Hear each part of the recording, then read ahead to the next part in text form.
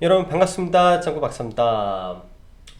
오늘은 장 초반에는 시장이 그래도 견조한 흐름을 보였으나 장 막판으로 갈수록 여러 가지 국제 유가의 추가적인 하락과 지금의 이 문제가 팬데믹의 상황이 올해 겨울에도 제2차 대유행이 일어날 수도 있다라는 장중의 이러한 발언 등으로 인해서 시장이 장 후반 추가적인 급락이 좀 나왔던 하루였지 않나라는 생각을 합니다. 오늘 장은 코스피 할 거 없이 장 초반에는 비교적 강세 출발을 보였는데요. 아무래도 전일 전주 미 증시가 상승 마감을 하면서 그에 따른 기대감이 오늘 장 초반에는 시장에 연결이 되었다라고 보여집니다. 그 이후에는 지난주 금요일에 들어왔던 대량의 메이저, 특히 외국인의 순매수 부분이 다시 순매도로 전환이 되면서 대형주 위주로 지속적인 차익 매물이 출회되면서 특히 대형주가 약세를 보였던 하루였다라고 생각을 합니다. 장중 여러 가지 호재성 요인도 있었죠. 중국의 기준금리 인하 요인으로 중간에 반짝 반등을 하였는데 유가가 이제 추가적으로 하락을 하면서 지금 4월물이죠.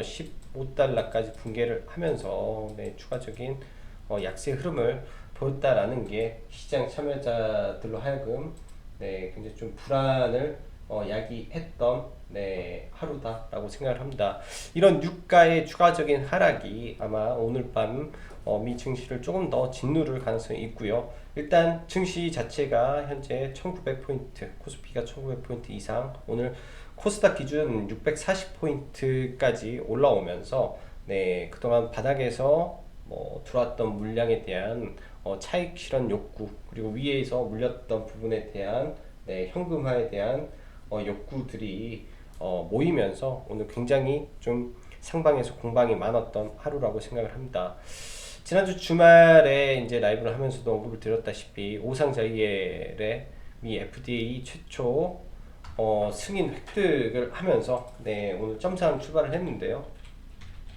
장 초반에 상한가에 걸었는데 물량이 좀 잡히지가 않아서 좀 아쉬움이 많았던 종목입니다. 그 다음에 장 초반 수젠텍 300억 수출 계약, 그 외 장 마감 후 휴마시스의 50만 회 분량의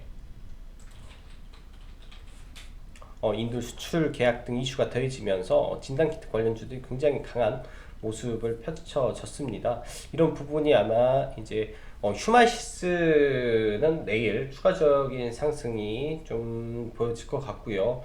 그 외에 이제 진단키트 관련해서는 그간 많이 상승한 부분에 대한 되돌림 파동이 일어나는 구간이라고 생각을 합니다. 사실 오늘 저희도 진단키트 관련주를 공략을 했는데 사실 장 초반 너무 빨리 진행을 하면서 손절을 하고 추가적으로 공략을 못했어요. 이제 굉장히 좀 오늘 아쉬웠던 부분이 이쪽 부분이었고요. 그 외 렘데시비르 이슈로 파미셀이 굉장히 강한 모습을 보여줬습니다. 장후 클로로킨 미 임상 3상 이슈까지 더해지면서 현재 이제 시장에 치료제 관련한 부분이 지속적으로 시장을 리딩하는 모습을 보여줍니다. 치료제 관련해서 뭔가에 진행이 됐다 하면 바로 급등 상한가를 지속적으로 보이는데요. 자, 그렇다면 이미 지나간 재료들에 대한 부분보다는 앞으로 나올 수 있는 부분에 대해서 조금 더 체크를 해보는 게 어떨까라는 생각을 합니다. 오늘 이제 이 영상을 준비하면서 생각하다 보니 파스트렐 연구소에서 이제 나왔던 구충제 관련된 이슈가 아직 시장에 노출이 좀 덜 되지 않았나라는 생각을 해보고요. 이런 부분이 시장에 어떻게 반영이 될 건지 아직 재료가 노출이 되지 않은 쪽에서 관심을 가져보는 게 어떨까라는 생각을 합니다. 지난 주말 사실 저는 남북경협주에 대한 매매 시나리오를 세웠었는데 본의 아니게 일요일날 북한에서 트럼프에게 친서를 보내지 않았다라고 부인을 하면서 사실 이쪽 섹터에 대한 매매를 조금 접었었습니다. 근데 장 초반부터 굉장히 강한 흐름을 보여줬고 장 중반에 남북 철도 관련된 예타 변제를 실시한다. 라는 이슈와 함께 철도주들이 더 강력한 상승을 보였어요. 개인적으로는 지금 뭐 인터넷에 떠도는 김정은의 신병 이상설, 뭐 내사 이슈 등이 많아서 여러 가지 많이 생각이 드는 섹터로 보이는데요. 단기 바닥에서 너무 급등을 했고 한 차례 조정이 필요한 구간이기 때문에 일단은 눌림목 구간을 추후에 노려보도록 하겠습니다. 경력주 테마가 불기 시작하면 굉장히 강할 수 있기 때문에 그런 부분을 보면서 대응을 하고요. 근데 이제 큰 틀에서 보면 작년에 있었던 메가 트렌드가 한 바퀴 돌았기 때문에 위에 엄청난 매물이 쌓여 있을 수밖에 없어요. 그래서 그 매물들이 지속적으로 상방을 저지를 할 가능성이 있기 때문에 그런 부분은 염두에 두시고 보시는 게 좋겠다라는 생각을 합니다. 다시는 예전에 직전 고점까지 간다라는 것은 굉장히 어려운 일이고요. 엄청난 재료와 이슈가 나오지 않는 이상 그 구간까지 가기는 쉽지는 않기 때문에 그런 관점에서 보셔야 된다라고 생각을 하네요. 종합해보면 시장은 바닥에서 상당히 큰 반등을 주었고 이후에는 비중을 줄여서 일정 부분 현금을 가지고 트레이딩 관점에서 시장을 대응해야 되겠다라고 생각을 합니다. 현금 비중을 굉장히 좀 늘려놓는 것도 중요한 것 같아요. 아마 시장이 반등을 하면서 상당 부분의 현금화가 됐을 거고 그거에 대한 투자를 어디를 해야 될지 많은 고민이 들 겁니다. 저 또한 굉장히 많은 고민과 생각을 하고 있고 매매를 하면서 굉장히 좀 쉽지 않은 부분이 요새 많이 몸으로 느껴지고 있어요. 시장은 분명히 좋은 것 같고 테마의 순환매는 굉장히 빠른데 그 재료의 노출과 뉴스의 노출과 함께 너무 순식간에 올라가는 모습이 있어서 선취매가 되지 않으면 굉장히 좀 먹기가 어려운 부분도 많다라는 생각이 듭니다. 그래서 급등주에 대한 추격 매수가 잘 안 되신다, 그리고 트레이딩 잘 안 되신다 하면 차라리 조금 기다리면서 구간을 잡아보는 게 어떨까라는 생각을 조심스럽게 해봅니다. 지금 주가의 위치를 보면요, 결코 쉬운 구간이 아니에요. 쉽지 않습니다. 베테랑도 지금 이 장에서 손절을 해야 돼요. 제가 봤을 때는 잘못 들어가면 손절이 나올 수밖에 없는 장이고 지금 구간은 확실히 어려운 구간입니다. 여러 가지로 보면 오늘 이제 국제 유가의 하락을 보면서 이제 이쪽 부분에 대한 매매를 계획을 하고 있는데 어떻게 보면 원유에 대한 매매도 계획을 하고 있는데 어디까지 유가가 빠질지도 모르겠고요. 유가가 과연 어디까지 하락을 할까? 네, 이것도 모르겠어요, 사실. 그리고 지금 여러 국가에서 정상화가 되고 있지만은 각종 지표들 그리고 각종 대외 환경들, 국제 정세, 수출 지표 등이 지속적으로 안 좋을 가능성이 있습니다. 이러한 부분이 하나하나 차곡차곡 쌓이다 보면 어느 한 곳이 골마서 파산이 나올 수도 있고, 그러다 크레딧 리스크로 넘어갈 수도 있고 하는 부분이 있기 때문에 굉장히 조심해서 매매를 하셔야 된다라고 생각을 합니다. 특히 이제 비중 자체를 풀베팅을 들어가게 되면 그 이후에 대응이 안 돼요. 지난번 바닥에서 올라왔을 때처럼의 매매가 된다면 이제 또 어려울 수 있다라고 생각이 되기 때문에 그런 부분 다시 주의를 해서 시작을 보시기 바랍니다. 손절, 지금 구간에서는 손절을 잘해야 되지 않나 생각을 해요. 올라올 때는 손절 없이 그냥 끌고 올라가는 게 많았는데 지금에는 손절은 좀 지키면서 가야 될 구간이 와버렸다라고 보여집니다. 자, 수급 보면서 추가적으로 보죠. 오늘 시장을 보면 메인 수급, 특히 코스피에서 프로그램 매도세가 굉장히 강했어요. 6천억대 매도세가 하루 종일 나왔고요. 거의 대부분 삼성전자, 하이닉스, SDI, 그 다음에 한진칼 등을 필두로 엄청난 매도세가 좀 나왔는데요. 그런 부분이 시장에 지수적으로 굉장히 짓눌렀던 하루고, 코스닥도 예외는 아니었습니다. 장 막판에 코스닥에 소폭 매수가 들어왔으나 여전히 오늘 강력한 기관의 매도세가 많았기 때문에 시장에서는 쉽지 않은 장세였고, 특히 중소형주 위주에서 특히 IT라든지 5G 등 지난 시장에 며칠 동안 메이저가 들어와서 끌어주었던 섹터를 좀 많이 짓눌렀던 영향이 있었다라고 보면 될 것 같습니다. 자, 지수를 잠깐 볼게요. 지수를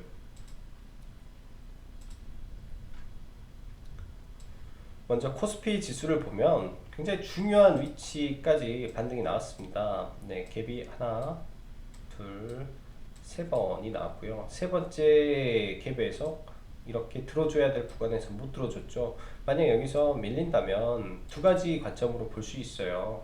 네, 5일선을 타고 반등을 하느냐로 생각을 할 수 있고요. 첫 번째, 지수는 5일선에서 반등을 하느냐, 혹은 갭을 메우고 갭 메운 다음에 다시 가느냐로 생각을 해볼 수야 있겠죠.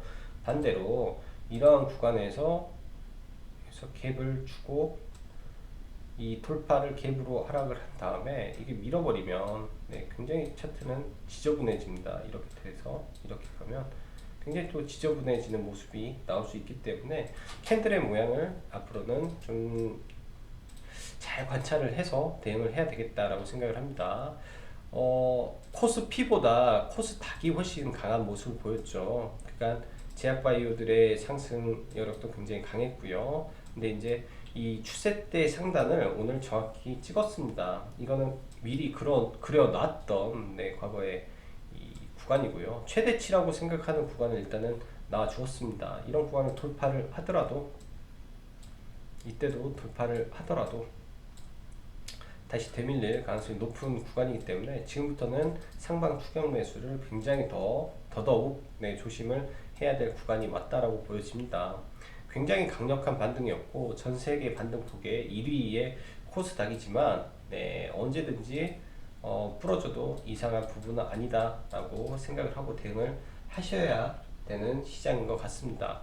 자, 그 다음 오늘 유가를 볼게요. 유가가 상당히 오늘 많이 빠졌습니다.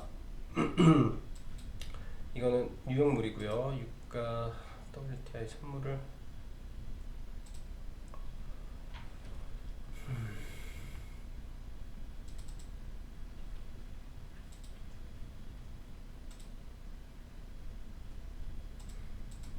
이걸로 보면 좀 그렇고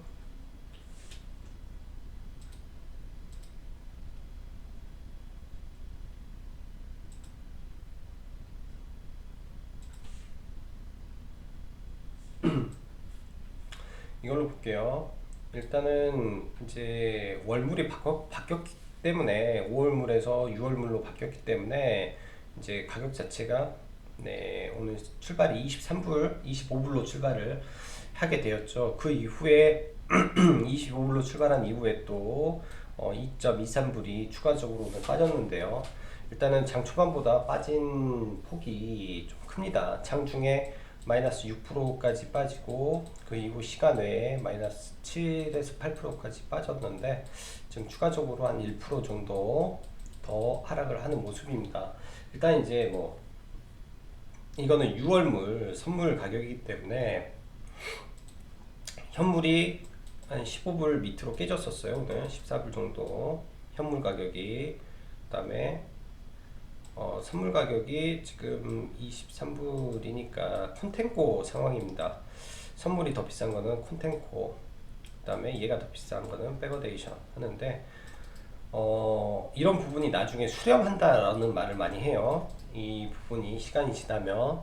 근데 이제 우리가 생각을 해야 될 거는 이 원유의 부분에서 굉장히 이제 시장에는 우려를 많이 한다라는 거죠. 어떻게 보면은 원유의 하락이 시장의 발목을 잡을 수 있다라는 점을 확인을 하시고, 반대로 원유의 하락의 끝이 어딜까에 대한 고민도 우리는 해 보셔야 됩니다. 지금 경제가 정상화가 된다면, 네, 경제가 정상화가 된다면 이런 부분도 빠르게 반등은 하지는 않겠지만, 네, 지속적으로 하락 요인보다는 기대감이 생길 거라고 생각을 해요.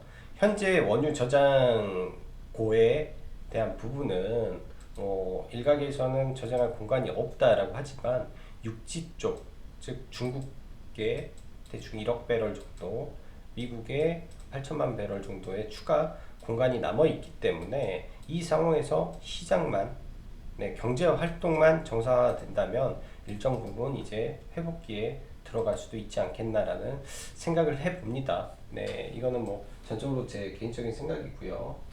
이게 조금 돌아와 줘야 네, 원유 유가 부분에 대해서 조금 정상화가 돼야 네, 주가에도 긍정적인 영향을 줄 수 있지 않겠나라는 생각에서 말씀드리고요. 국제 유가를 보면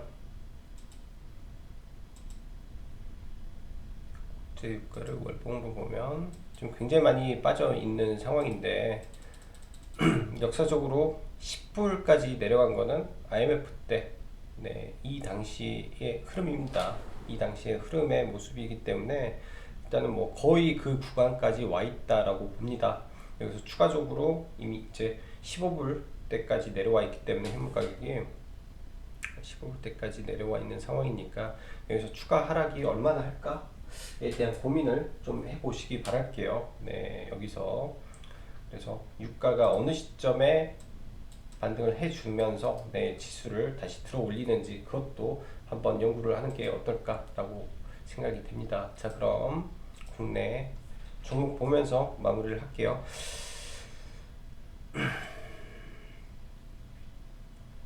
먼저 삼성전자를 하나 보죠. 삼성전자 참 외국인들과 기관이 어제 금요일날 큰 물량이 많이 들어왔는데 한 3분의 1 정도 뭐 물량이 빠져나갔어요. 3분의 1 이상이 빠져나갔죠. 더 빠져나갔다라고 볼 수도 있겠네요.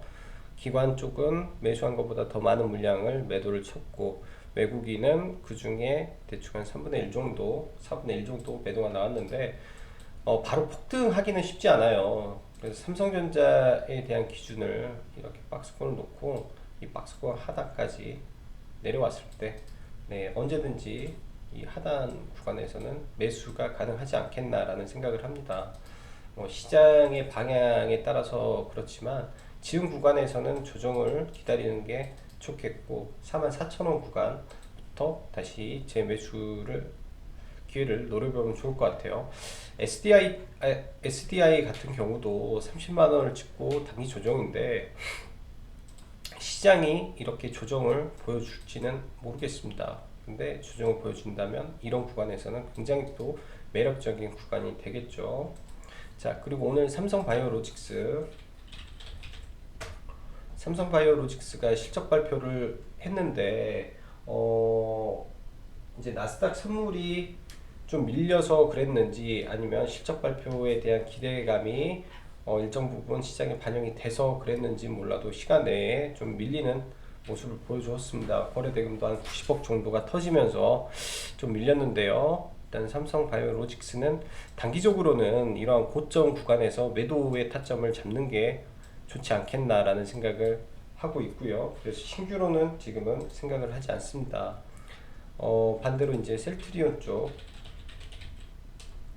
셀트리온과 셀트리온 헬스케어는 기다린다라고 그랬죠. 근데 이제 지난번 시장의 반등 이후에 시장의 수급이 상당히 안 좋기 때문에 셀트리온 헬스케어가 이 수급이 정상화 될 때까지는 관망을 하고요.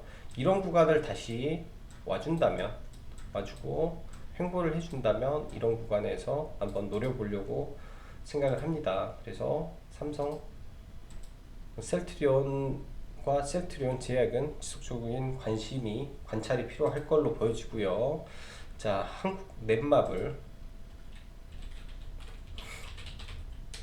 오늘은 전반적인 대형주들의 흐름이 좋지 않았기 때문에 본 종목도 같은 흐름에서 빠졌을 거라고 생각을 하고요. 추세를 만들어 놓고 움직이기 때문에 이 추세 안에서 자율등락 중에 있지 않나라는 생각을 합니다. 이번에 이제 하락을 할 때 의외적인 하락이 나온 걸 빼면은 굉장히 좀 견조한 추세 안에서 움직이고 있어요. 그래서 이러한 박스권을 돌파하는 시점에 네, 시세가 나오지 않을까라는 생각을 조심스럽게 하고 있습니다. 네, 그래서 이 추세 아래에서는 언제든지 매수의 기회로 활용해 보시면 좋을 것 같고요.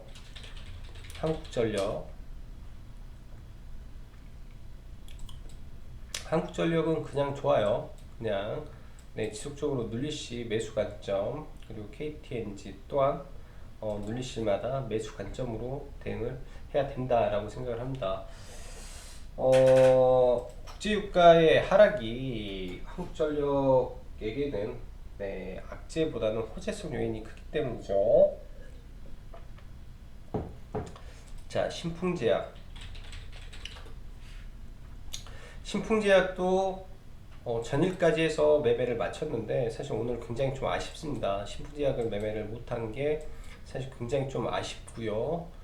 굉장히 의미 있는 구간에서 바닥을 찍고 장중에 굉장히 큰 반등을 좀 보여주었습니다. 이 상한가 자리까지 내려왔다가 15,300원에서 굉장히 크게 반등을 했죠. 장중에 거의 20% 가까운 강력한 반등까지 나오고 오늘 상승 마감을 했는데 내일 아마 클로로킨 관련된 이슈가 나오면서 추가 급등이 나올 가능성이 굉장히 높습니다. 일단 내일은 아일랜드 갭이 뜨는 구간이라 시초가 구간을 한번 노려볼 생각이고요. 일단 시간 외에 거래 대금으로 보면 140억의 거래 대금이 터졌습니다. 70만 주 140억이기 때문에 이 구간의 매물대를 갭으로 돌파하는 흐름이 나와주면 단기 급등하는 모습이 나올 가능성이 좀 높겠다 라고 생각을 합니다. 오늘 예를 들어서 파미셀의 흐름과 조금 비슷한 양상을 좀 보여줄 가능성도 높아요. 이러한 매물대 자리를 시가에 힘으로 뚫고 올라왔다가 장중 눌림 이후 대반등의 흐름이 나왔기 때문에 이런 비슷한 양상의 흐름이 나와주지 않을까라고 조심스럽게 예상을 하고 내일장 신풍제약을 한번 관심있게 보고요. 테라젠, 이텍스는 이제 시간 외에서 조금 많이 밀렸네요. 시간 외에서 2%대 이 구간은 무조건 지켜주고 여기서 추가 상승을 해야 되고 이 자리를 무너뜨리면 그 다음부터는 보지 않겠습니다. 종목을 9일제지는 어제 말씀드린 대로 장중에 매매를 하긴 했어요. 장중에 매매를 하긴 했는데 이 구간 여기서 이 구간에 들어가서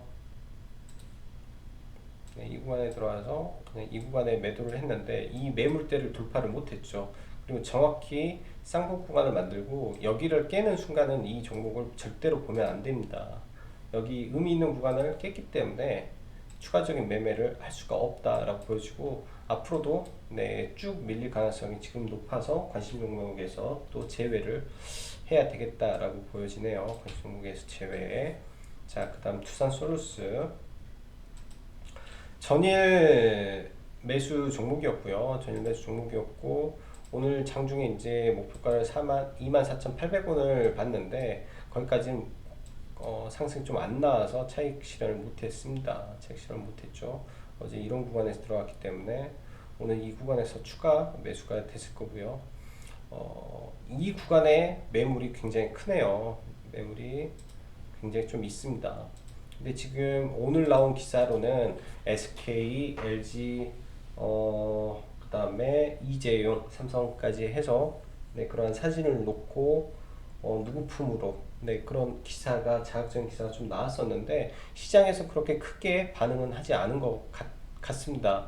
내일장 기사에 일일비 할 것 같은데 1차적으로는 이런 직전 고점을 돌파를 해주는 시나리오가 나온다면 한 번쯤 강한 시세가 나올 수 있는 종목이기 때문에 관심 있게 한번 보셔도 무방할 것 같아요. 그리고 반도체 종목은 SF 반도체 지난번에 매수 이후에는 매매를 안 하고 있고요.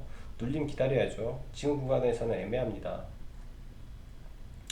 DB 하이텍 실적은 나쁘지 않은데 역시 위치가 어설퍼서 조금 박스권을 그린다면 이 박스권 이런 구간에서는 여전히 관심 있게 봐야 되고요. 이런 박스권 하단. 자, BH도 많이 밀렸는데 수급이 들어온 이후 밀렸죠. 근데 지금 구간에서 뭐 종목을 버릴 위치는 아니라고 생각을 합니다.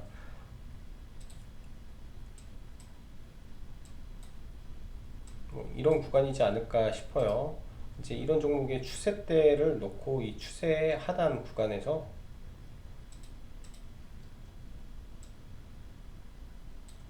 이런 구간이 되겠네요. 왔을 때 매수를 하고 여기를 깬다면 지지와 저항으로 봐야 되기 때문에 그때부터는 손절이 나가든지 아니면 물려 있더라도 기다리든지 하는 전략이 필요한 구간입니다. 추세 매매와 지지와 저항이 동시에 들어갈 수밖에 없는 거고요. 이런 매매의 특성상 시장이 무너지면 또 어쩔 수 없이 종목도 같이 무너지기 때문에 그런 거는 어쩔 수 없는 것 같습니다. 근데 사이클 상으로는 받는 구간에 있기 때문에 위치적으로는 나쁘지 않은 것 같아요. BH도. 자, 삼성출판사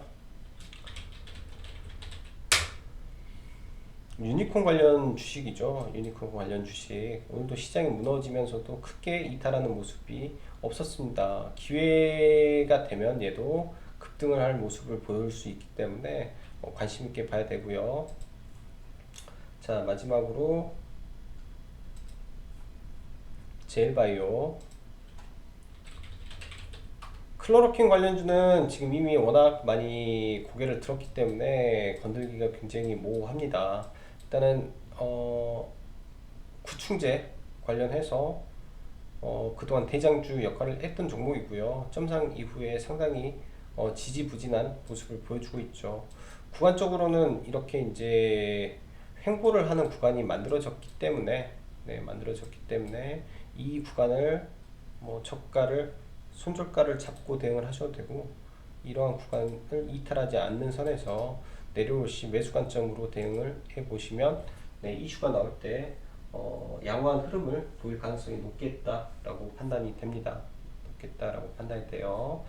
자, 지금은 시장이 그렇게 녹록하지가 않습니다. 저도 매매를 하면서 상당히 어려움을 많이 느끼고 있는 구간이고요. 그렇기 때문에 너무 무리한 매매 하시지 마시고 조금 어렵다 싶으면 한 발 물러나서 시장을 보는 것도 나쁘진 않은 것 같아요.